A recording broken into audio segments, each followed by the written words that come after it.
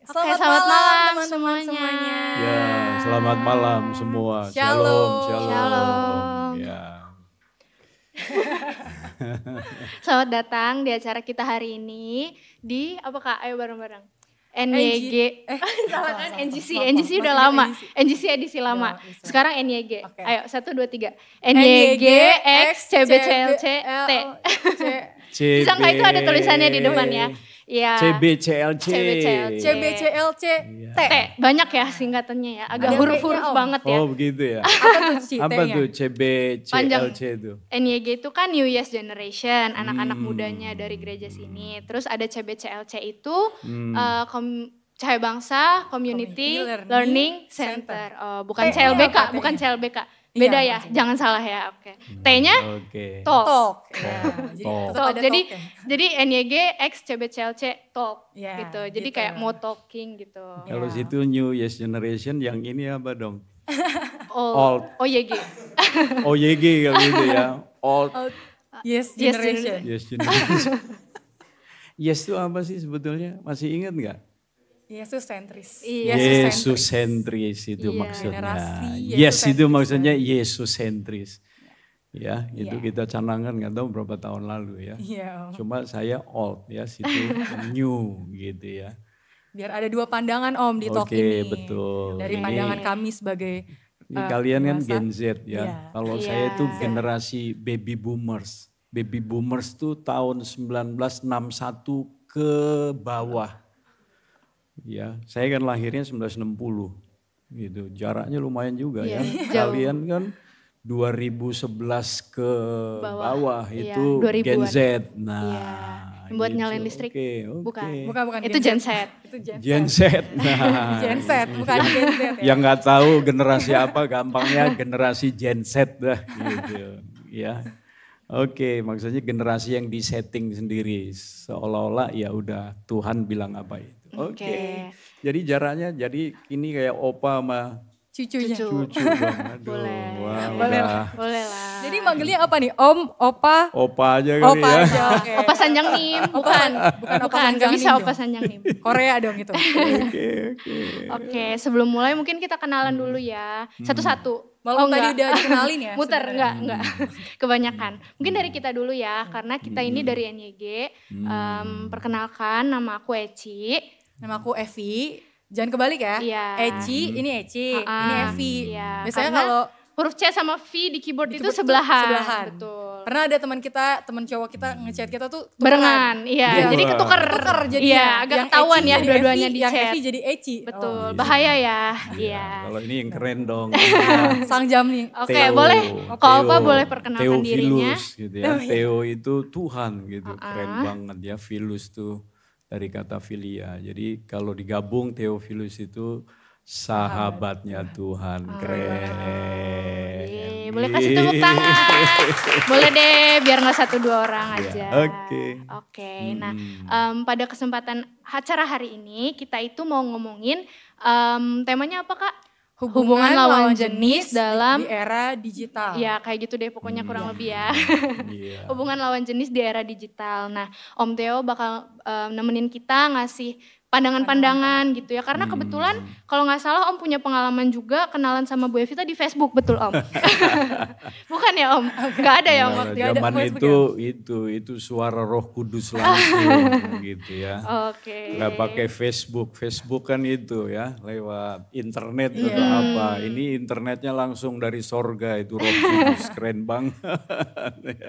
Jadi bukan Facebook Eci. Oh bukan ya, Bukan. oh sayangnya Belum bukan ada kirain saat itu. tutorial ini, bukan ya? Mentang-mentang How kita to, sekarang how lagi to ngomongin tutorial, digital. oh bukan ya? Oh bukan. Oke, Iya.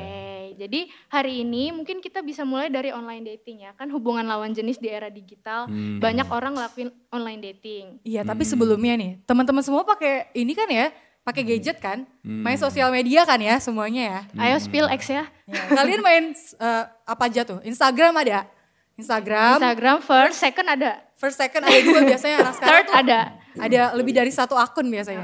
Siapa yang punya oke. lebih dari satu akun di Instagramnya? Jangan angkat tangan, nanti di follow, jangan nanti ya? dicari. Nggak boleh. Iya, lalu Maria habis kali, barangkali Maria. Maria kayaknya punya 5 ya? Sama akun online shop. Oh bukan. Banyak ya. Please, makasih, thank you. Terima kasih. Teman-teman ada yang pernah nyobain online dating apps gak? Kayak gak pernah ya, atau gak pernah ngaku juga. Karena kayak malu gitu gak sih kalau ngaku. Biasanya kalau kita tuh banyak teman-teman kita yang make. Tapi gitu ya. Mungkin kita bisa cerita dari kita dulu ya. Tapi nanti kalau misalnya teman-teman ada yang punya pengalaman atau cerita dari temennya boleh juga. Iya. Angkat tangannya nanti dikasih mic, oke? Mungkin dari Kak Evi dulu pernah gak Kak ada pengalaman gitu tentang aplikasi online dating? Kalau dari aku sendiri, kita kan punya sosmed tuh banyak ya. Ada Instagram, ada WhatsApp, kita bisa ngobrol sama teman lewat WhatsApp. Terus di X atau Twitter, kita bisa ciut-ciut di situ kan. Terus kalau ciut-ciut Atau tweet? kebalik Om. Terus Kebalik ada bedanya. Terus ada apa lagi sekarang? TikTok, Facebook. Tapi itu kan semua rata-rata ya emang kita main sendiri aja gitu kan ya. Kalau dari aku sih dulu pengalaman aku sempet download yang namanya Bumble Om. Bumble itu dating app. Dating app. Gitu Jadi dia. nyari Karena- temen lawan jenis tapi lewat Iya. aplikasi. Nah, kalau aku saat itu kenapa bisa sampai download itu, karena 2 tahun lalu itu waktu aku masih kerja di daerah Bintaro, setelah pulang kerja tuh rasanya kayak capek, terus gak ada teman ngobrol tapi gitu loh kan, kayak pengen ceritain hari ini gimana gitu kan. Jadi ada teman aku yang suggest aku untuk kenapa nggak download dating app aja, ini coba dulu gitu kan. Yang penting ada yang ngechat ya, biar Iya. ada notif ya. Biar ada Percuma notif. ya mahal-mahal gak ada notif. Sorry, Ya.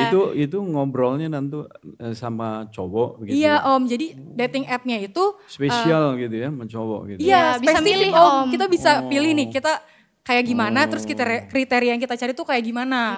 Ada fotonya Kayak gitu. Om, kalau kurang digeser gitu. Iya, jadi kita bisa pilih Om kayak oh yang ini Iya. Oke kurang nih, nih. Oh, Kalau gitu oke ya. kita swipe left atau right gitu. Wah, Gitu deh Om Gitu, pokoknya. Om. Kenapa bisa sampai download itu ya itu karena aku nggak punya teman buat ngobrol saat pulang kerja gitu kan. Pengen ngobrol sama temen lain mungkin mereka juga udah capek karena mereka sama-sama kerja gitu kan kesehariannya. Terus akhirnya aku memutuskan untuk download itu dan gak bertahan lama sih karena aku juga nggak tipikal yang nyaman untuk cerita sama orang yang nggak kenal gitu kan karena kita nggak kenal kan. Tapi yang aku temukan di situ adalah banyak orang-orang yang di situ tuh numpilin versi terbaiknya dia gitu. Kita belum tahu, kita kan nggak tahu ya dia aslinya gimana ya Om. Iya. Jadi dia cuman kasih Pokoknya yang bicara itu citranya Iya, dia. citranya di gitu. situ. Ada lagi justru yang Sorry, bikin kaget. kalau itu yang diobrolin apa kalau kayak gitu itu? Udah makan belum? Oh, gitu. Enggak Om, biasanya awalnya nih buat memulai percakapan biasanya kayak bercanda Om, biar seru. Pick up lines ya. Pick up ada lines pick up namanya. lines. Wow. Biar seru gitu Gitu, Om Om. kayak. Nah, istilah-istilah kayak gini tuh generasi baby boomers tuh nggak tahu tuh. Jadi kita bikin kamus kali ya. Oke, itu disclaimernya ya. Sorry banget ya kalau kagak tahu. Iya. Iya, jadi Oke. di situ. Terus yang aku kan gak terlalu, tadi aku bilang aku gak terlalu yang nyaman banget di situ. Tapi yang aku temukan dan bikin kaget adalah di sana selain orang itu membuat citranya, ada juga orang yang terang-terangan Om. Terang-terangan nyari kalau kita sekarang istilahnya FWB. FWB itu artinya friends with benefit. Jadi kayak Jadi emang temenan Cari ada untung manfaat lah gitu plusnya. ya. Iya, Plusnya apa. ada keuntungan gitu yang emang saling menguntungkan gitu. Iya. Terus ada juga emang yang cari one night stand. Jadi kayak teman untuk satu malam itu aja. Gitu. Cinta Itu- satu malam cinta kalau satu versi malam. zaman dulu Om. Gitu ya. Itu yang bikin kaget sih. Tapi puji Tuhannya aku yang nggak nyaman di situ. Jadi aku hapus aplikasi itu dan bersosialisasi dengan orang yang aku kenal gitu. Nah, oke. Saya rasa itu udah bagus banget tuh kayak gitu. Lalu kamu dapat pelajaran apa dari selama chatting-chatting itu? Paling enggak kan kenapa kamu kemudian udah putuskan untuk tidak terus gitu kan? Kalau aku sih pertama karena bosen Om. Emang bosen. Karena emang gak nyaman ngobrol sama orang yang gak dikenal itu tadi kan. Gak tatap muka gitu, gak tahu siapa dia. Terus yang kedua ya aku gak tahu mereka siapa dan aku gak tahu mereka tuh aslinya kayak gimana. Iya. Gitu kan. Kalau teman-teman sempet tahu film di Netflix Iya ada namanya Tinder Tinder Swindler. Swindler. Pernah nggak? Ada Nggak yang punya tahu? Netflix ya? Kasih. Ada yang pernah nonton? Kakak-kakak yang belakang kayaknya udah pada pernah nonton deh. Itu ceritanya tentang seseorang wanita yang bermain aplikasi dating seperti aku. Dan dia ketemu satu orang, laki-laki, itu kayak meyakinkan banget Om. Kayak aduh cocok banget sama orang ini gitu. Iya. Dia kayak udah ngejemput naik mobil, Iya. ngajak makan di restoran mahal terus dibayarin. Jadi kayak oh ini orang kayaknya Danta deh gitu. Kayak Kayak ini green flag trusted banget deh, gitu. green flag gitu. Kalau green flag itu istilahnya kayak Kayak oke, cowok yang lampu hijau. gitu. Iya. Oke nih gitu. Ada effortnya, ada usaha yang dia Iya, iya. lakukan. Tapi begitu dia udah percaya, terus baru ketahuan aslinya gitu Iya. Om. Dia sampai diperes segala macam gitu. Nah, justru itu kenapa saya berpikir kita perlu adain talk show semacam ini ya dengan topik apa tadi itu Hubungan lawan jenis di era era digital ya. Era digital itu era di mana informasi itu bisa mudah didapat ya, cepat, lalu mudah juga untuk disebarkan. Nah, beberapa waktu yang lalu saya terpicu untuk memikirkan hal ini, lalu diskusi karena ada seorang ya itu termasuk sebuah kejahatan yang disebut cyber sex gitu ya. Karena ada seorang anak musisi ternama di Indonesia ya akhirnya kejeblos ya dalam hubungan dengan seorang pria, akhirnya dimanfaatkan. Dan akhirnya itu ketika ada patroli cyber ya dari pihak pemerintah kalau nggak salah itu akhirnya ditangkap itu dan diduga anak musisi ini adalah pemeran di video asusila itu yang direkam ternyata dengan pria yang ya itu cuma cari untung. Ternyata videonya itu bisa dijual. Ya, dan ada di kanal Telegram atau apa itu ya, seingat saya seperti itu. Nah, saya berpikir seringkali apalagi pengalaman Evi kayak gitu ya, waduh bisa ngobrol sama pria yang nggak dikenal itu, bagi saya ya itu dulu-dulu nggak mungkin kepikir, tapi yang sekarang ini, waduh itu menjadi sesuatu yang biasa. Bahkan bisa dimanfaatkan. Nah itu sebabnya ya coba kita mau berbagi dalam hal-hal seperti ini kan. Supaya jangan sampai kita jadi korban dari hal-hal seperti itu. Betul. Ya. Gitu. Kalau Eci punya pengalaman nggak Ci soal dating app atau pengalaman temannya Eci mungkin ngobrol sama orang yang kita nggak kenal? Kalau aku sih sama kayak yang Om Theo bilang tadi ya, jadi yang apa tadi dulunya nggak mungkin tuh sekarang jadi mungkin banget karena aku di kampus itu udah kayak hal yang wajar buat semua orang tuh punya Bumble. Jadi maksudnya kita nggak nyari pacar juga sebenarnya punya Bumble apa Bumble. lupa? Bumble Aplikasi dating app Om, jadi cari aplikasi pasangan. buat cari cowok. Cari pasangan. Ya gitu. lewat aplikasi gitu. Iya, nah itu semua orang punya Om gitu. Oh, gitu. Jadi kalau kita kenalan, Mahasiswa-mahasiswi. iya. Coba kita cek dulu di sini ada yang Iya punya mungkin nggak? kalau kita buka Jangan-jangan Bumble ini ada. nggak tahu anak-anak CB, CLC. Iya, jadi karena semuanya punya dan itu udah jadi hal yang Hal wajar biasa. gitu ya. Jadi kegiatan mencari cowok buat ngobrol tuh udah sering gitu Om gitu. Terus selain Bumble juga sebenarnya teman-teman tuh banyak lah kayak variasinya gitu ya. Bisa juga kita ngobrol pakai line Nerbi. Jadi misalnya aku nyalain, aku bisa chatan sama orang di satu komplek aku. Jadi kayak cari orang-orang yang deket. Atau misalnya di tele bisa random orang gitu. Kita pokoknya kayak bisa menemukan temen banget gitu Om. Karena bener yang tadi kan kita tuh gabut di rumah tiduran main HP tapi notif sepi. Pengen ada temen ngobrol gitu. Di dunia yang sibuk ini Om, Iya ketika betul. udah lagi istirahat kayak butuh teman ngobrol. pengen cerita gitu. Nah kebetulan Om paling itu sih kalau pengalaman aku dari teman-teman tuh sering dengar mereka sering pakai dan emang bener yang Kak Evi bilang juga gitu. Jadi banyak mengarah ke online scam gitu kan. Sering banget dengar di spill di Twitter gitu Om. Di spill itu apa kayak Di spill tuh Iya, diceritain. Diceritain ya. Rahasianya Di-post, ya. Iya. Disebarkan. Disebarkan. Dikasih tahu di Oke. Twitter kalau misalnya oh aku habis ketipu nih misalnya 25 juta gitu sama cowok. Waktu kita baca ternyata itu adalah cowok virtual. Jadi nggak tahu sebenarnya namanya siapa, foto profilnya apakah bener apa enggak, itu sering banget gitu kan. Sampai kita yang baca kayak kok bisa ya orang ketipu terus gitu kan. Maksudnya kayak ini udah sering banget kita baca. Nah tapi waktu itu kebetulan aku dapat kesempatan buat ikut konferensi anak muda gitu, bahas tentang salah satunya tentang love scam Om, dan itu emang bener-bener ada pematerinya yang ngejelasin kalau misalnya love scam ini dikerjakan oleh sindikat-sindikat yang emang serius ngerjain itu gitu. Jadi dia dengan sengaja memprofil orang-orang yang kelihatannya mungkin kesepian, yang kelihatannya mungkin sibuk tapi nggak punya teman, yang kelihatannya mungkin banyak uang gitu ya, lalu dengan apa ya teknik-teknik khusus gitu, emang sengaja diajak ngobrol supaya percaya. Namanya apa Kak? Love bombing. Love bombing Gitu Om. Love bombing. Jadi di love bombing. Om. Bombing. Iya, jadi Oh, kayak dibom disayang sama cinta banget tiba-tiba. begitu Dibom ya. dengan cinta. Iya. Padahal Gitu, cinta Om. palsu gitu. Iya. Iya, nah begitu Makanya kenapa ketahuan, jadi gitu deh. langsung tiba-tiba kena scam, udah gitu langsung patah hati banget dan dia mungkin udah nggak ada energi lagi buat nyari Sorry, uangnya. kena scam tuh bagaimana tuh? Kena maksudnya? scam, kena tipu. Tipu Om, kena tipu. Oh, Scam itu tipu. Iya. Tertipu dia. Tertipu. Parah ini obat Theo ini ya. Iya kayak gitu. Alkitab Om. melulu kali ya. Nggak ada scam di Alkitab ya Om. Ya, Kirain oke, oke. green flag taunya red flag Om. Iya Oh. betul, kalau red flag tuh lampu merah. Jadi kayak enggak banget gitu Om. Gitu. Gitu dan Oke, oke, apa? oke. Waktu itu juga dapat kesempatan, jadi di konferensi anak muda itu saya ngobrol sama orang yang pihak ketiga, jadi dia pihak swasta yang mau apa ya nyari sindikat dari orang-orang yang melakukan love bombing itu gitu. Jadi seru banget. Scam itu. Dia itu bener-bener Ya itu sorry ya, supaya saya nggak lupa juga.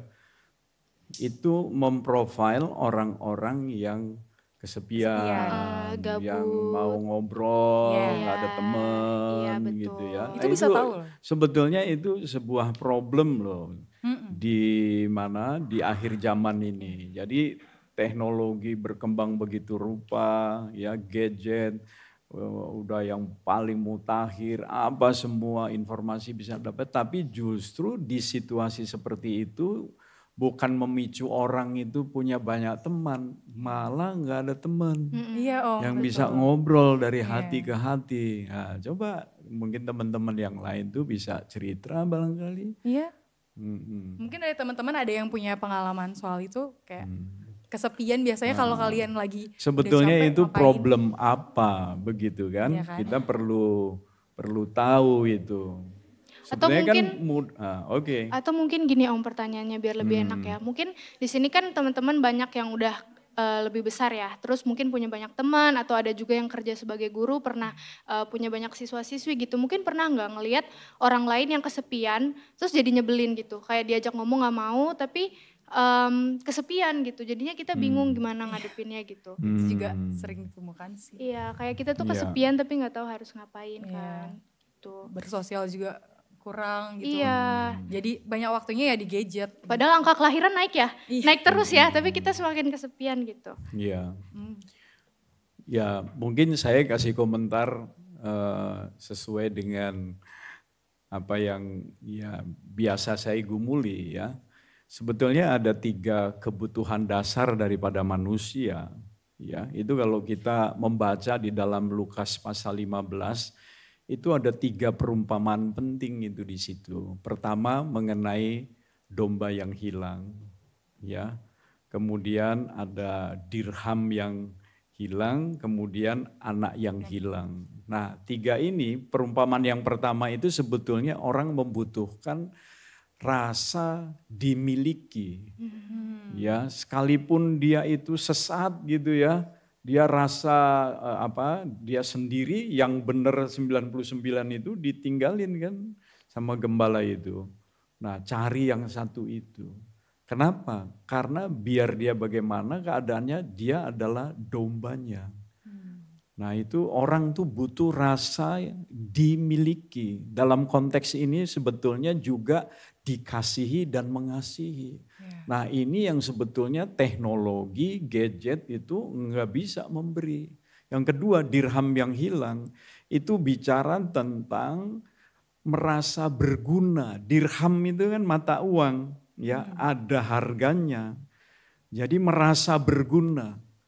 Jadi orang seringkali kehilangan hal-hal seperti ini. Yang ketiga adalah rasa berharga. Itu anak yang hilang itu, waduh udah jadi penjaga babi, makan dari makanan babi aja nggak dikasih. Iya benar. Ya, tapi waktu pulang bapaknya menyambut begitu rupa.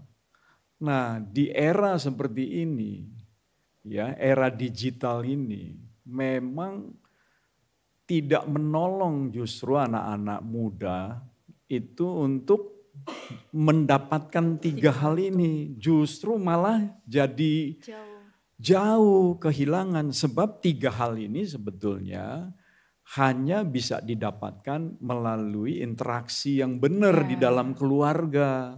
Ya, di keluarga lah seringkali orang nggak merasa dimiliki, merasa nggak berguna, merasa nggak berharga, itu di keluarga. Nah, keluarga kenapa begitu? Karena sumbernya kan Tuhan. Ya, jadi ternyata teknologi, gadget yang begitu santer, yang hebat, sampai gua istilahnya juga kagak tahu apa itu maksudnya, semua istilah-istilah, tapi itu bukan membuat orang itu merasa, kan 3 kebutuhan itu ada di dalam hubungan. Sementara gadget kadang menarik orang itu justru jadi sendiri, asik sama gadgetnya. Orang yang nggak merasa aman justru makin terikat dengan itu. Jadi hancur. Nah, sumbernya kan dari Tuhan, di keluarga. Nah, jadi memang kalau kita lihat ya, kita perlu lihat hubungan-hubungan lawan jenis di era sekarang ini, ya namanya kita anak Tuhan, namanya yes generation kan, Yesus centris generation. Jadi ya seperti itu, kira-kira saya komentarin dulu seperti itu ya secara rohani. Tapi itu benar loh, maksudnya 3 hal itu emang sebenarnya kalau teman-teman relate nih ya, pernah gak sih kalian main handphone lama, terus lama-lama tuh bukannya ngerasa seger tapi jadi capek gitu, pernah gak? Pernah ngalamin gak kayak gitu? Nah itu Om, jadi sebenarnya karena kita kurang bersosialisasi, terus kita kebanyakan main handphone, bukannya kita terpenuhi malah kita malah jadi kosong gitu, rasanya capek. Betul, gitu. Itu yang sebetulnya terjadi. Ya, kamu ekstrovert ya? Ya aku ekstrovert gitu ya, soalnya harus sosialisasi. Harus sosialisasi kalau saya. Aku sosialisasi juga capek. Tapi itu tidak bergantung menurut saya kepada tipikal orang ya, ekstrovert atau introvert ya, itu menyerang semua orang menurut saya gitu. Kalau balik lagi, kalau balik lagi ke keluarga nih Om. Tadi kan Om sempat ngomongin soal keluarga. Di era digital ini mungkin saya juga alamin Om, di rumah pun semua anggota keluarga megang handphone gitu. Jadi ngobrolnya kurang. Jadi ya tetap aja kayak mungkin kalau misalkan saya nggak sadar, mungkin saya akan lebih nyaman di dating app tersebut yang saya pernah tinggalin itu, atau kalau misalkan saya nggak sadarin hal itu, mungkin saya lebih cari-cari teman di sosial media saya, atau lebih aktif dengan handphone saya, dan kayak jadi cranky kayak tadi Eci bilang, kalau ngobrol sama orang kayak bawaannya marah-marah gitu, karena terlalu banyak di sosmed itu. Ya, saya ingat ya pendapat Paus Bapak Suci ini yang hari ini sampai di Jakarta. Saya ingat dia itu mengatakan sebetulnya gadget, ya, internet itu kalau disikapi dengan benar itu merupakan anugerah daripada Tuhan. Ya, jadi malam hari ini kita itu bukan mengatakan gini, gadget itu nggak perlu, gadget itu jahat dan sebagainya. Itu bergantung kepada penggunanya. Iya, bergantung pada penggunanya. Nah, kalau Paus sampai berkata ini sebetulnya anugerah. Ya kan? Ya bagi kita, bagi saya misalnya anugerah bisa, ya kita ngobrol-ngobrol gini kan akhirnya juga bisa direkam, bisa disebarkan dengan YouTube, begitu cepat. Gitu. Itu kan pengaruh teknologi digital juga ya, pakai gadget dan sebagainya. Tetapi ya itu, ya anugerah itu supaya Injil juga bisa diberitakan kan ke segala bangsa, segala suku, tiap-tiap orang bisa mendengar. Tapi bagaimana mempergunakannya, mensortir. Karena iblis juga mau gunakan platform apapun di dalam media sosial untuk dia tanamkan juga. Ya, apa yang hal-hal yang akan menjatuhkan manusia. Begitu. Jadi kita tidak dalam konteks ini, wah ini gadget jahat, bukan. Ya, bahwa penting untuk kemudian kita mensortir. Lalu misalnya kalau di keluarga itu kadang-kadang kumpul semua pada pegang HP, kumpul tapi nggak kumpul kan gitu kan. Kumpul tapi terpisah. Kenapa kumpul terpisah? Karena HP itu ya tergantung, kalau saya lihatnya apa, saya itu hobi MotoGP. Wah, saya lihat MotoGP kemarin baru selesai. idola saya menang misalnya, wah saya setel gitu kan. Nah tapi kalau kamu kan ya bisa lain lagi, papamu bisa lain lagi isinya, yang lain lagi. Jadi satu kumpul tapi pikirannya, nah coba kita pikirkan yang kayak gitu. Nah sekarang mungkin konteks ke anak-anak muda lagi ya, yang lari. Oke, ya. Ayo silakan Eci. Bingung. Ya. Bener sih yang Om Theo bilang tadi, kalau misalnya tadi mengutip Paus ya, Bapak Paus, kalau misalnya sosmed itu Ngomong-ngomong kamu itu besok udah terbang ke harus Italia di-mention. ini. Jadi dia infal Bapak Suci. Bapak Suci lagi sini, ke Jakarta, saya kesana. dia infalin ke sana jadi dia. Ngegantiin ya Om. Gantiin. Iya. Didoain nanti ya. Iya. Besok pagi dia udah terbang ke Italia. Oke. Bener kata Om Theo tadi gitu, kalau misalnya dipergunakan dengan baik itu bisa jadi senjata yang bagus gitu kan. Ya. Kita berapa kali juga share konten medsos yang sebenarnya membangun kita berdua juga gitu kan. Tapi kalau misalnya kita gak bisa menang, kita belum menang atas diri kita sendiri dalam hubungan kita dengan gadget, mungkin jadinya kita yang diperhamba gitu. Jadi kayak serang menyerang gitu kayak game. Jadi antara gadget, kuat-kuatan gitu, kuat-kuatan.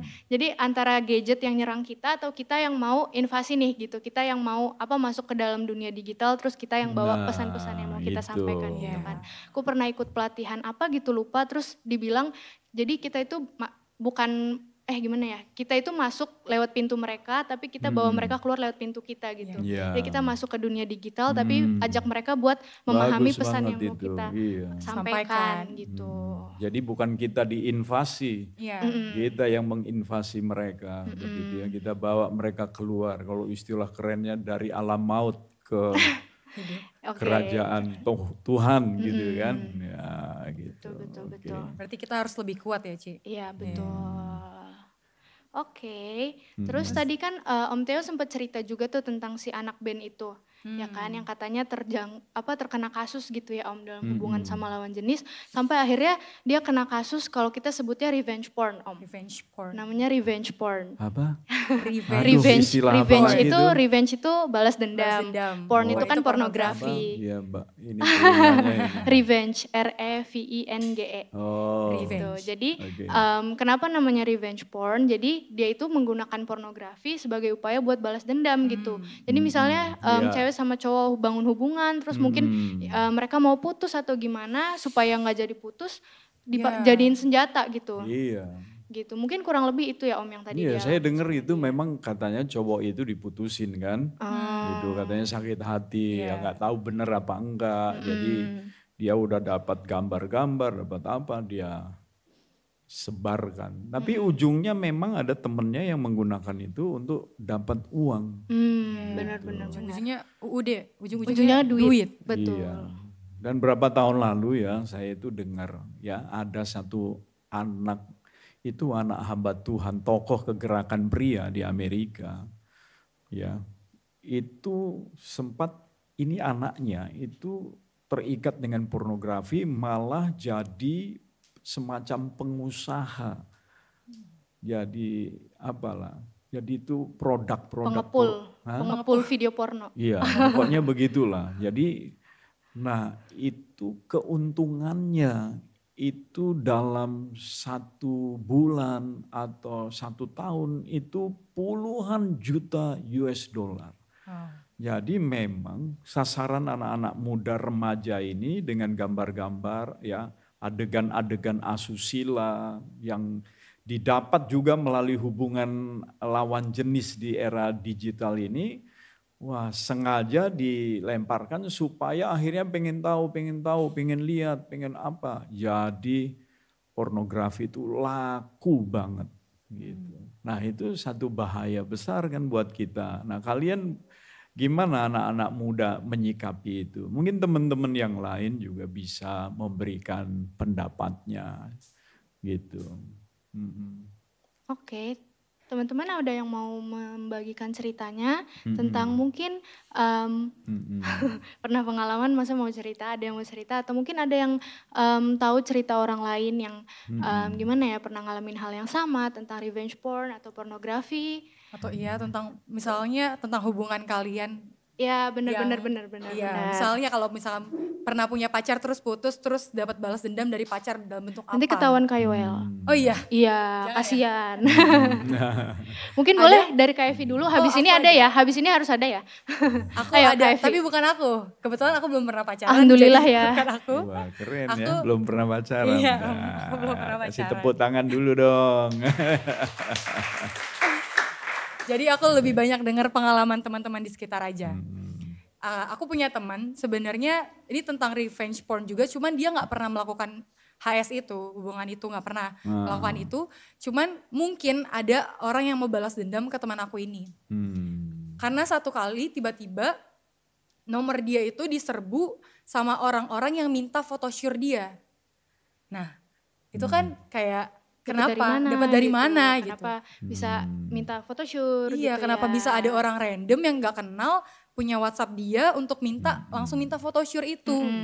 Dan ternyata setelah diselidiki ada seseorang yang kasih nomor dan foto dia. Foto dia pun nggak yang photoshoot om, foto biasa selfie gitu. Ke satu grup yang nggak tahu lah gimana itu grup WhatsApp atau Twitter yang menyediakan kayak orang-orang yang mau menyediakan diri gitu loh om, kayak gimana ya istilahnya, pokoknya emang buat memuaskan nafsunya gitu lah om. Cowok-cowok yang Orang-orang memuaskan otak setengah gitu. Iya, otak-otak setengah gitu lah om.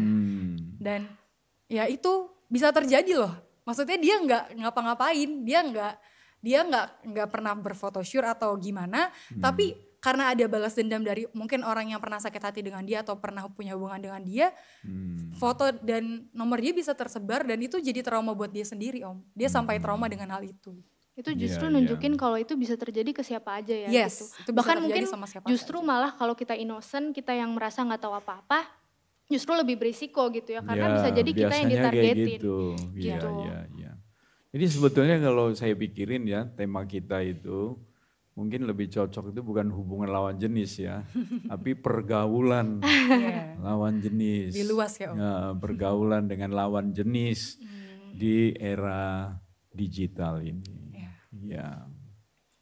Oke. Mungkin kalau dari saya juga pernah berapa kali sih dengar-dengar kayak begitu.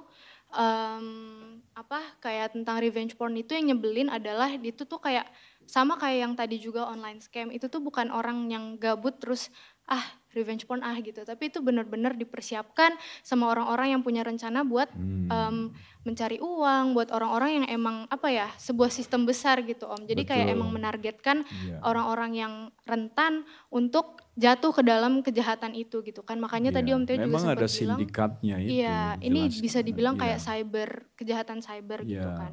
Terus kayak berapa kali juga gitu. Lupa saya. Kalau dari teman-teman mungkin sambil Eci mikirin Nggak apa-apa. Ya. ada yang pernah punya pengalaman atau pengalaman dari temennya. Iya. Yuk Mungkin silakan. Kak Agatha atau Ya, Angel. Yuk sampaikan. Iya.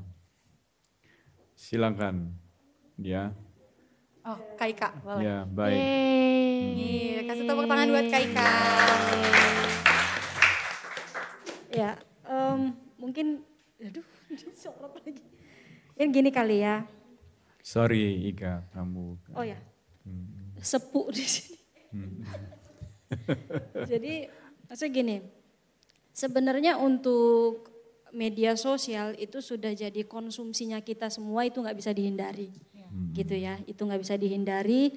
Termasuk mungkin saya nggak tahu di sini, tapi seperti yang Evi tadi bilang, Evi atau Eci gitu lupa, malu atau gimana gitu, jadi nggak jujur mengakui bahwa mereka atau diantara kita pernah punya atau bahkan pengalaman gitu ya dari dating application itu tadi gitu kan. Nah itu memang nggak bisa kita hindari gitu dan maksudnya gini, untuk kita yang ada di sini gitu ya, itu kita nggak bisa bilang oh enggak kok gitu. Tapi belajar, kalau dari saya pribadi gitu, saya sampai sekarang masih belajar untuk gini. Ketika saya memutuskan untuk mau bertemu dengan seseorang, yaitu orang yang pastinya dari Tuhan itu pertama, gitu kan. Tidak mau menyebarangkan.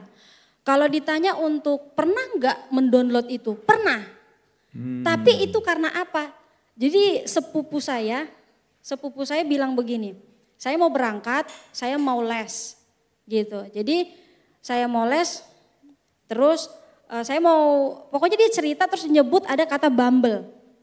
Saya orang yang gak pernah dengar itu salah nangkep gitu. Bimbel, bukan bimbel, Bumble gitu kan. Apa itu Bumble? Ternyata dating application itu tadi. Iseng lah saya download, lu coba aja, di situ banyak banget. Lu bisa kenalan dari sana. Ya udah iseng dong, saya download. Tapi jujur, begitu download saya pakai 2 minggu, saya gak kuat. Enggak kuatnya karena gini, dituntut untuk kita selalu buka itu. Itu yang pertama. Yang kedua ternyata bukan hanya Bumble, Tinder tadi ya. Tinder juga sama, karena ditawarin lagi. Ngobrol lah pokoknya sama salah satu rekan kerja gitu kan. Iya begini. Akhirnya kita download juga, penasaran. Ini rasa penasaran ya, penasaran. Download lagi Tindernya gitu. Enggak lama juga karena apa, kita dituntut untuk aktif di dalamnya. Yang sampai akhir memang ketika kita sudah coba sekali itu bakalan minta kita untuk terus. Memang banyak orang yang, apalagi kalau orang yang bahasanya aku bilang gambar diri. Gambar dirinya yang kurang pulih. Ada orang yang menyukai kita karena kan foto kita di like semua kan. Itu bakalan kita, lu cowok-cowok cakep nih. Nge-like kita gitu kan. Itu kalau kita nggak kuat, gambar diri kita nggak beres, kita bakalan ada yang suka sama saya. Dan begitu banyak yang suka gitu. Itu kalau kita gambar dirinya nggak beres ya. Terus bukan hanya itu, keuangan juga diminta. Dalam artian kalau kita, saya nggak bilang dating application ini jelek. Plus minus sebenarnya ya Om, teman-teman, plus minus. Banyak juga orang yang punya pengalaman dari situ, hasilnya bagus kok gitu. Kalau memang dia carinya yang serius dan sama-sama yang serius, hasilnya bagus kok gitu. Bahkan mereka berumah tangga sudah sangat lama juga gitu kan. Dituntut keuangan juga, keuangannya gini, kalau mau yang bagus kamu harus bayar, artinya premium. Nah yang kayak gitu-gitu, jadi ini artinya gini. Bagus dalam ada yang berjodoh apa? gitu Om. Jadi orang-orangnya, kalau mau yang berkualitas kita harus berani bayar. Gitu, sebulan itu lumayan gitu. Karena saya cek gitu kan, saya cek gitu. Ini saya cuma sharing ya teman-teman ya, saya nggak pakai kok, enggak. Itu cuma penasaran kemarin. Ini informasi bagus, bukan untuk diikuti maksudnya. Gitu. Itu karena penasaran aja, karena penasaran, itu rasa penasaran. Tapi intinya gitu, gambar diri kita nggak bener karena banyak yang nge-like foto kita. Apalagi kalau kita lihat gitu seperti yang teman-teman tadi sebut gitu kan. Mereka ini menampilkan yang bagus-bagusnya aja. Ya semua media sosial akan menampilkan yang bagus-bagus. Nggak ada yang jelek-jelek gitu. Tapi ketika orang yang bagus-bagus tampak keluar terus menyukai foto-foto kita pasti orang yang kalau gambar diri yang nggak beres, dia pasti yes ada nih, gitu. Jadi maksudnya ya kita, apalagi nih anak teman-teman, adik-adik gitu ya, ya kakak, ya betul ini kakak. Mesti gini, berani untuk kamu tuh jujur dan terbuka terhadap kakak rohani kamu. Gitu. Pokoknya orang yang kamu bisa percaya, jangan merasa kamu aman dengan dirimu sendiri gitu. Karena era digital sekarang ini sungguh-sungguh berbahaya, banget. Gitu banget. Jadi harus bisa menguasai diri dan berani untuk cerita, jangan merasa aman. Nggak apa-apa lah, enggak, itu nggak baik gitu. Itu bisa menghancurkan kita, gitu sih Om. Teman-teman. Terima kasih Kak Ika. Om, kalau aku boleh menanggapi Kak Ika yang tadi, kenapa pada akhirnya aku juga nggak main itu, ternyata setelah aku selidiki waktu aku main itu, yang aku mau tuh cuman orang untuk ngobrol, untuk terbuka kan, sebenarnya hanya itu kan. Pada akhirnya aku sadar kalau aku tuh butuh orang untuk aku terbuka, untuk aku cerita, aku butuh komunitas gitu. Dan puji Tuhan di situ aku bisa ketemu, aku sama Eci udah cerita-cerita udah lama gitu terbuka sama Eci. Pada akhirnya aku ingat kalau aku butuh Eci, aku butuh teman yang emang satu satu pandangan, satu nilai-nilai dengan aku yang bisa jagain aku juga. Kalau aku lagi kayak gitu, kalau aku lagi butuh cerita atau lagi sepi atau lagi gimana gitu, aku butuh satu orang atau dua orang bahkan komunitas untuk membagikan perasaan aku dan pergumulan aku gitu. Pada akhirnya puji Tuhan aku sekarang udah ikut Komsel gitu. Ya, wow, luar biasa. Gimana sih kamu sendiri? Saya udah inget yang tadi. Saya mundur dikit ya. Tadi tuh kan ngomongin revenge porn juga kan. Itu sebenarnya kenapa nyebelin tuh karena dia modelnya mirip juga kayak sosmed Om. Jadi dia itu emang sengaja didesain biar addicting gitu kan. Biar biar kecanduan. Iya, jadi dengan ngasih kita sesuatu yang bikin kita seneng lagi bikin kita gak mau berhenti. Nah, orang yang pengen terus adalah pasar yang sangat bagus gitu buat dimintain duit ya gitu kan. Makanya itu bener-bener Om ada grup yang tadi Kak Evi udah mention juga. Ada grup yang isinya bisa jualan foto, bisa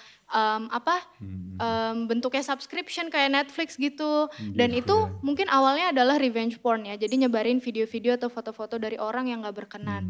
Lalu habis itu berubah kayak Kak Evi bilang tadi, nge-share kontak-kontak orang yang pengen dibalas dendamin. Yang mungkin gak ada fotonya tapi tetap pengen dibalas gitu. Dan sampai akhirnya di titik terakhir karena udah gak ada lagi nih yang mau dijual tapi pasarnya gede banget, dibikin pakai AI itu juga ada Om. Jadi kita yang maksudnya gak pernah ngapa-ngapain, cuma foto selfie doang atau foto di mana bisa diubah seakan-akan kita membuat sesuatu yang gak oke gitu kan. Jadi itu yang nyebelinnya gitu. Nah dengan banyaknya itu Om, apa yang harus kita lakukan? Karena kita gak ngapain-ngapain aja bisa kena kan. Iya, saya itu mikir banget ya soal begitu. Saya tahu nggak mudah anak-anak muda, remaja menghadapi arus zaman seperti ini, ya. Tapi kembali kalau mau kita lihat ya, benteng yang terutama adalah di dalam keluarga kita, ya. Keluarga itu sebetulnya benteng yang bagus sekali ya, komunitas yang pertama-tama dan paling banyak kalau untuk anak muda remaja belum menikah kan sebagian besar waktunya masih bersama keluarga. Ya, cuma sayangnya banyak keluarga juga yang disfungsi gitu ya. Keluarga yang disfungsi itu begini, anak-anaknya itu enggak merasa sebagai anak yang dimiliki, ya dibiarin entah bagaimana, anak ya mau apa mau apa terserah, pola komunikasinya hancur ya, diperparah dengan handphone, dengan gadget ya, anak nggak merasa berharga, nggak merasa punya guna, nggak ada guna gitu dan sebagainya. Nah itu sebabnya sebetulnya era seperti ini, kalau bagi saya ya orang tua ya bisa beda sama kalian, punya pandangan. Semua mesti datang kepada Tuhan gitu. Gak ada yang bisa menolong kita ini dalam situasi yang seperti ini. Datang kepada Tuhan tuh maksudnya begini, kita perlu menerima Yesus sebagai Tuhan dan Juru Selamat. Kita perlu mengalami kelahiran baru, ya, lahir baru, ya, lahir baru itu berarti Allah yang melahirkan, melalui apa?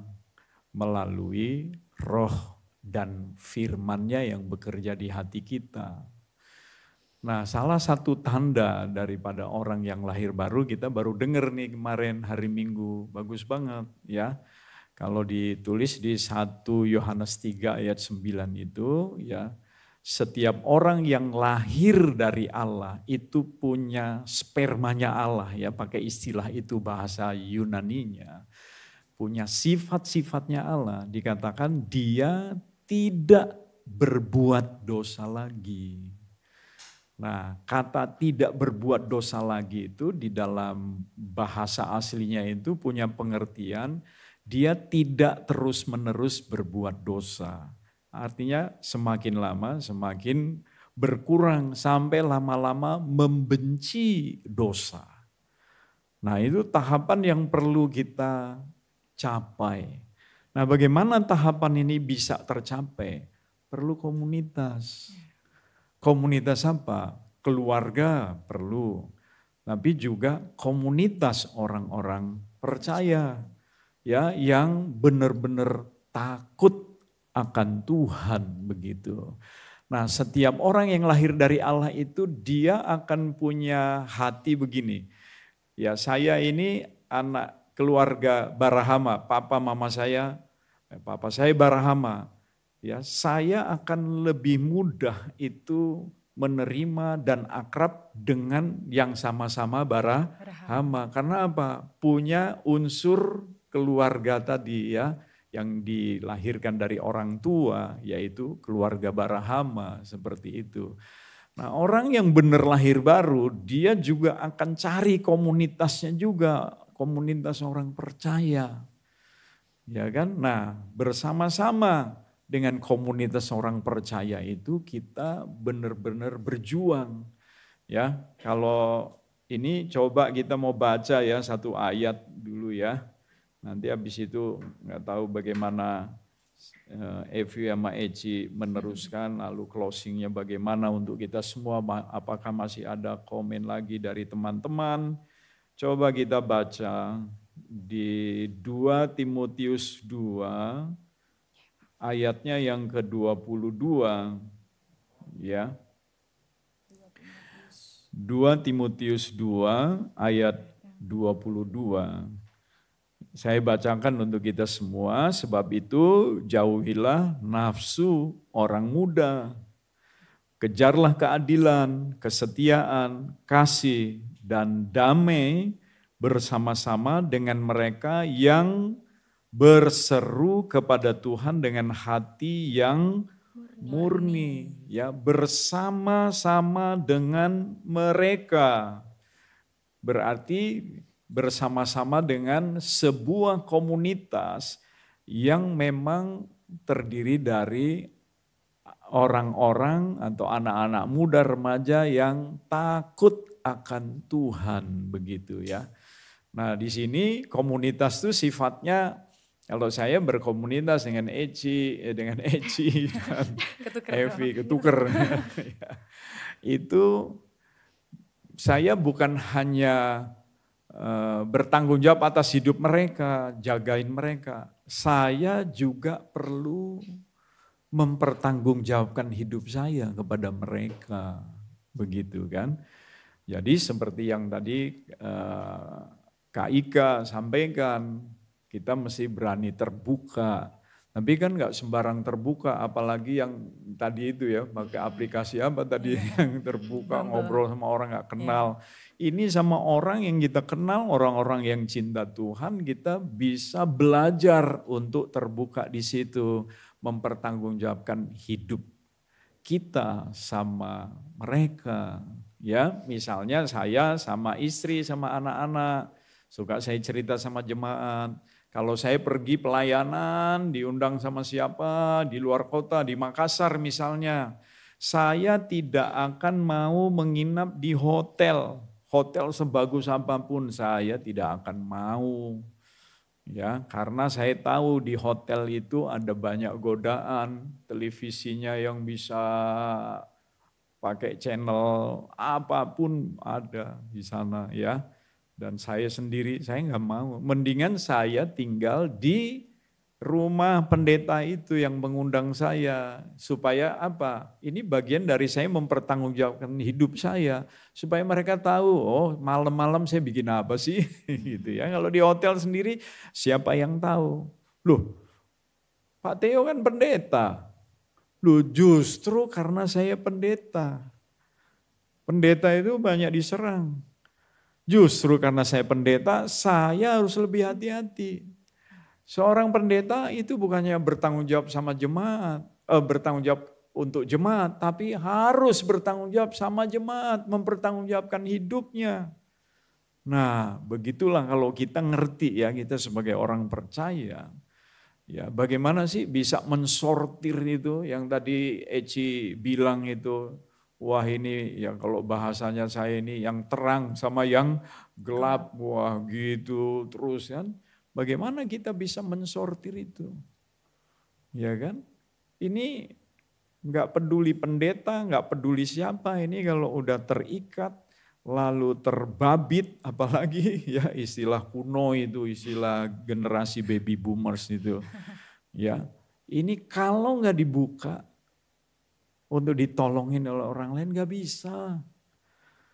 Ya, nah justru melalui dialog ini coba kita melihat ya aspek pergaulan kita dengan lawan jenis, ya bahkan sampai pada tingkat hubungan gitu ya. Entah itu sah atau tidak, misalnya tadi pakai aplikasi itu orang nggak kenal kok. Aneh buat saya, tapi sekarang itu sesuatu yang tidak aneh kan. Nah justru itu kacamata apa yang kita pakai. Ya, untung kamu cepat sadar kan. Ya, bayangkan seorang Evi yang sejak dalam kandungan sudah GPDI. Gitu kan. Loh bisa seperti itu loh. Iya. Gak ada yang kebal, gak ada yang imun. Dan tidak ada perubahan hidup yang benar kalau kita gak belajar mempertanggungjawabkan hidup kita kepada orang lain. Jadi intinya memang mau gak mau kita mesti lahir baru, hidup bersama komunitas orang percaya, ya belajar mempertanggungjawabkan hidup kita kepada mereka sebagaimana pertanggungjawaban kita kepada Tuhan. Dan yang terakhir sebetulnya saya juga mau sampaikan, ini kan sarana ya semua ini. Ya, justru kitalah yang mesti masuk dengan nilai-nilai kerajaan sorga dong. Gitu. Jangan kita defense terus kan, bertahan, justru kita mesti mau berusaha. Ini kan pada kreatif ini. Bikin apa. Saya rasa begitu saya sampaikan kepada kita semua. Oke, Ya. boleh kasih tepuk tangan buat Om. Kita boleh buka sesi Q&A mungkin. Tadi ada yang mau bertanya dari kameramen. Oh iya, oke. Saya mau nanya Om. Iya. Tadi Tanya kan, juga sama mereka juga boleh. iya. Jangan istilah yang aku kagak Enggak. tahu. Ya. Ini mau nanya kan, tadi tuh banyak bangun hubungan gitu ya, atau cari jodoh di dating apps gitu Om. Nah, dari sudut pandang Alkitab, apa sih Om maksudnya standar pasangan atau misalkan jodoh yang dari Tuhan tuh kayak apa sih gitu. Kita kan sekarang maksudnya cara bersosialnya juga berubah Om gitu Mas. Kalau dulu mungkin zamannya orang tua kita tuh ketemu orang kenalan. Sekarang takut kenalan tapi nyari IG nyari Instagram yang nyari sosial media dia nyari gitu. sosial medianya ya, bahkan ada kalau di Line tuh ada Nerbi ya. Jadi kalau dia pakai Line kita tinggal klik aja Om, yang di sekitar kita ketahuan nih ID-nya apa aja. Gitu. Jadi langsung bisa di-invite. Nah, itu kan memungkinkan kita makin orang-orangnya itu langsung bisa itu kan memungkinkan kita makin nggak langsung sosial. kenalan gitu. Nah, kalau ceritanya Om kan langsung dapat konfirmasi sama Tuhan waktu lihat Tante Evi ya. Lebih canggih dari internet. Lebih canggih betul dari internet. Langsung ada itu jodoh saya gitu. Kalau saya gitu kepedean lu pasti gitu. Iya. Kalau zaman sekarang justru kayak Kalau kepedean saya yang lu kayak gitu. begitu Kepedean. cerita. Iya. Trust issue Om Trust namanya. issue, Om, namanya. Trust issue. Gitu. Nah, itu gimana Om? Maksudnya sudut pandang kita cara cara ngedeketin cewek atau cara ngedeketin cowok atau ini benar gak ya dari Tuhan gitu. Nah, itu Alkitab bicara itu. Oke. Gimana Iya. caranya kita tahu itu dari Tuhan atau bukan Om? Oke, iya. Jadi ada prinsip-prinsip Alkitab ya. Kita perlu mengerti prinsip-prinsip daripada firman. Yang pertama soal jodoh ya. Saya pegang kebenaran firman. Tuhan paling berkepentingan dengan siapa kita berjodoh nantinya. Dalam konteks ini bukan sekedar pacaran ya, tapi siapa yang akan menjadi teman hidup kita seumur hidup kita. Kan di sini saya mengajar begini, jangan pacaran sebelum, pacaran dalam arti pergi berdua, wah coba-coba PDKT dan sebagainya, sebelum ada keyakinan bahwa pria atau wanita ini adalah orang yang Tuhan berikan kepada kita. Kenapa? Karena Tuhan yang paling berkepentingan untuk kehidupan kita lebih berbahagia. Yang kedua, prinsip Alkitab adalah orang tua. Selain Tuhan yang berkeinginan untuk melihat kita hidup bahagia adalah orang tua. Begitu. Jadi dalam hubungan dengan lawan jenis, oke lah ada teknologi yang begitu canggih, kita bisa sampai pakai aplikasi apa, wah ini orangnya kayak apa. Itu semua menurut saya ya, itu sampah. Begitu. Ya, bisa sih ada mungkin orang itu seperti itu dapat jodoh yang benar, tapi menurut saya jangan coba-coba. Jadi menurut saya orang tua, ya jadi kalau misalnya saya tuh cerita begini, saya tidak ada pikiran mau menikah, berpikir soal jodoh karena waktu itu saya punya problem menghadapi adik-adik saya begini. Satu kali papa saya nanya, ya, Richard, kamu udah ada temen apa maksudnya? Ya teman wanita gitu. Intinya seperti itu. Papa ngapain sih? Soal itu ditanya-tanya. Belum lah. Gitu. Tapi itu pikiran orang tua. Jadi gak lama sesudah itu saya ketemu sama Oma Evita itu. Dapat konfirmasi. Tapi bukan soal konfirmasi dengan Oma Evita. Tapi orang tua akan merasa begini. Kalau anaknya sudah waktunya, orang tua itu akan justru mendukung. Ayo dong. Jadi bukan kalian nih, wah saya pengen lah. Gitu. Makanya kalau jatuh cinta, itu kan gak dilarang. Itu sesuatu yang normal sekali. Jadi kalau kalian jatuh cinta itu makanya perlu ada pengayom. Nah kalau orang tua kamu bisa cerita, aku tuh lagu jatuh cinta kalau kalian cewek. Cerita supaya dijagain. Ya. Yang ketiga, Tuhan, orang tua. Yang ketiga itu prinsip firman. Ya semua itu prinsip firman. Tuhan pasti kasih jodoh itu yang sama secara iman. Gitu. Iman baru nilai-nilainya. Ya. Seperti itu. Nah, kalau soal proses ya, ini ada yang ikut BPN salah satunya. Mana Pak Sihar nih? Ya, itu enggak kedengaran. Pak Sihar cerita ini salah satu. Itu dia kenalan lewat media sosial. Ya, tapi ada prosesnya. Coba Pak Sihar sampaikan Pak. Ya, ini untuk memberikan sedikit catatan ya, bahwa bisa terjadi seperti itu. Tetapi prinsipnya adalah minta seiman. Ya. Seiman dan seamin Om. Seiman ya? Dan seamin. Seiman dan seamin. Iya, seiman seamin. Seamin itu untuk nilai-nilai itu yes, amin, sama gitu kan. Nah, terus ya silakan Pak, sampaikan tanpa menyebut semuanya. Nama. Ya, untuk yang mereka yang berkenalan di medsos lalu mau ikut BPN, biasanya sih memang kita tetap tangani sama gitu dengan yang tidak di medsos gitu kan. Paling enggak mereka itu seperti Om sudah sampaikan tadi, orang tua mereka gimana. Kita itu pertama itu gimana orang tua kalian. Kalau orang tua salah satu aja bilang enggak, udah stop aja gitu. Ngapain diterusin? Wong orang tuanya enggak setuju kok kita sok-sokan mau jodoh-jodohin istilahnya gitu ya. Jadi itu kalau orang tua udah setuju, nah baru tanya mereka sendiri gimana, yakinnya sampai di mana, apa karena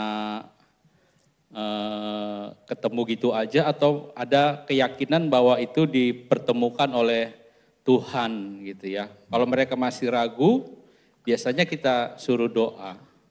Ada pengalaman anak muda kita gitu ya, kenalan di medsos, ya, datang ke saya, lalu ya udah ajaklah temannya, lalu ketemulah kami, ya sempat pertemuan pertama. Ketika pulang saya merasa, wah ini nggak srek saya gitu. Saya ngelihat ini cowok yang gimana gitu. Lalu saya sampaikan ke teman anggota jemaat yang ceweknya ini, saya sampaikan, kayaknya saya nggak kompom dari hati gitu. Tapi gimana kamu doa lagi deh. Nah akhirnya memang dia doa dan setelah saya bilang kayak gitu, mereka nggak pernah datang lagi dan yang cowok nggak pernah ketemu lagi sama saya, nggak pernah datang lagi. Dan saya tanya sama ini, yang anggota jemaat ini gimana? Udah putus kami bang gitu. Oh puji Tuhan lah, karena memang sudah merasa nggak cocok puji gitu Tuhan ya. ya, Pak? Puji Tuhan bukan saya syukuri putusnya, tapi itu saya yakin itu bukan rencana Tuhan gitu. Jadi memang perlu ditangani gitu orang-orang yang berteman. Karena ada juga jemaat yang sudah menikah dan saya lihat baik-baik aja itu kenalannya juga di medsos. Rata-rata masih Facebook ya, belum yang seperti disampaikan tadi yang saya masih bingung apa namanya gitu ya. Zaman-zaman 2, 3, 4 tahun itu masih dari Facebook lah rata-rata. Dan memang saya lihat rumah tangganya baik gitu. Itu kalau dikelola dengan baik dan ditangani dengan baik. Itu aja sih. Gitu. Ya, artinya itu ada, ya beri tepuk tangan. Artinya ada konfirmasi daripada orang tua, konfirmasi daripada firman, ada pengayom dan sebagainya. Ya kita membutuhkan itu. Nah lalu yang terakhir bagi saya kalau mau kasih masukan, usia kita. Ya. Jadi kalau misalnya Maria berapa Maria usianya kamu? Hah? Berapa? 16. 16 itu jatuh cinta lah begitu ya. Tapi kalau kemudian PDKT sampai nanti mau menikah belum lah. Ya, ada ukuran umur begitu ya. Biasanya umur itu kira-kira sudah lulus kuliah. S1-nya udah selesai. Nah, apalagi sekarang semua itu sangat dibutuhkan ya, S1 dulu selesai. Bahwa di dalam proses kesananya itu kita jatuh cinta, kita butuh ya. Kalau kita di gereja masing-masing itu ada pengayom, kita sampaikan. Supaya apa? Kita dijagai.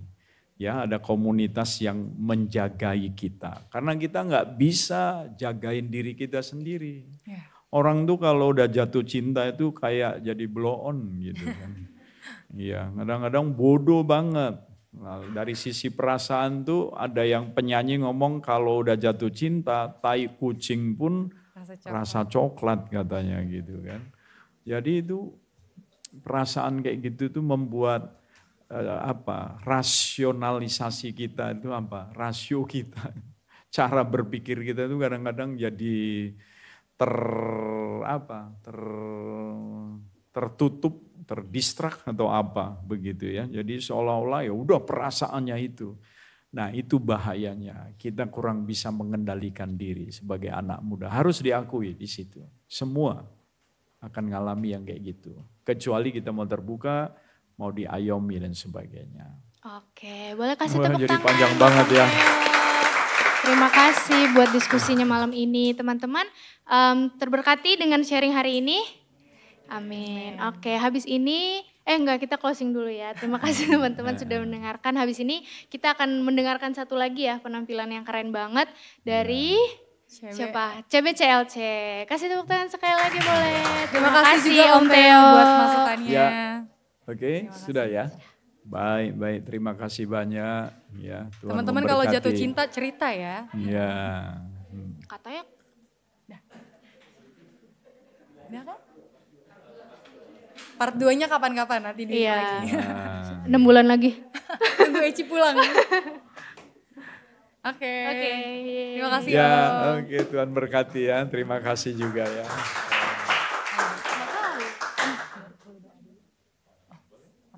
Oh mungkin untuk menutup talk show kita mau berdoa dulu kali ya.